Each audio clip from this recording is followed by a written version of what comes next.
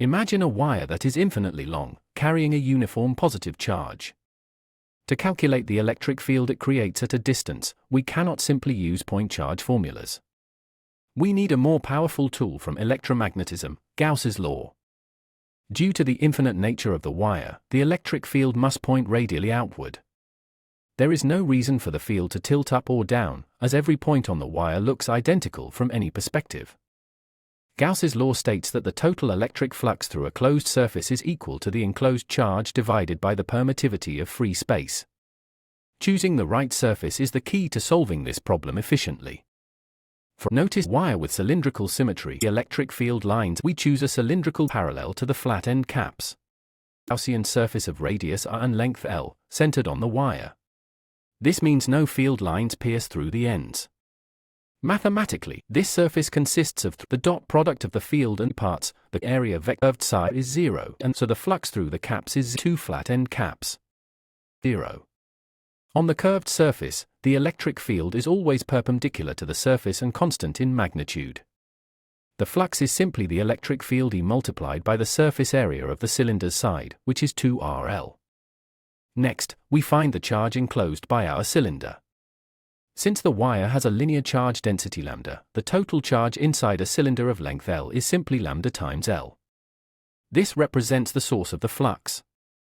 Now we set the total flux equal to the enclosed charge divided by. We see the term for the length L appears on both sides of the equation. This is a crucial step in our derivation. By cancelling the length L and dividing by the surface area terms, we find that the electric field E equals lambda divided by 2 pi, and the distance r. The field strength depends only on lambda and the distance r. Unlike a point charge where the field drops off as 1r squared, the field of an infinite wire drops off more slowly, following a 1r relationship. This is a direct consequence of the wire's geometry. Let's try an example. If a wire has a charge density of 2 microcoulombs per meter, what is the field at 0.5 meters? By plugging these values into our formula, we can calculate the exact field strength. The result is approximately 72,000 volts per meter. This value tells us the force a small test charge would experience at that specific distance from the infinite charged wire. Because of the 1r relationship, if we move twice as far away from the wire, the electric field strength is reduced by exactly half. This linear inverse relationship is unique to cylindrical symmetry.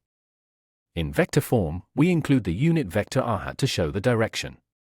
For a positive lambda, the field points away from the wire. For a negative lambda, the field points directly toward the wire. To summarize, we use cylindrical symmetry to simplify Gauss's law. The flux through the ends is 0, the flux through the side is E times 2RL, and the resulting field decreases linearly with distance. If the linear charge density lambda is tripled while the distance remains the same, how does the electric field change? Gauss's law provides an elegant way to solve complex electromagnetic problems through the power of symmetry. Since E is directly proportional to lambda, the answer is A, the field triples. You have now mastered the field of an infinite wire. Generated by Vision Solve AI.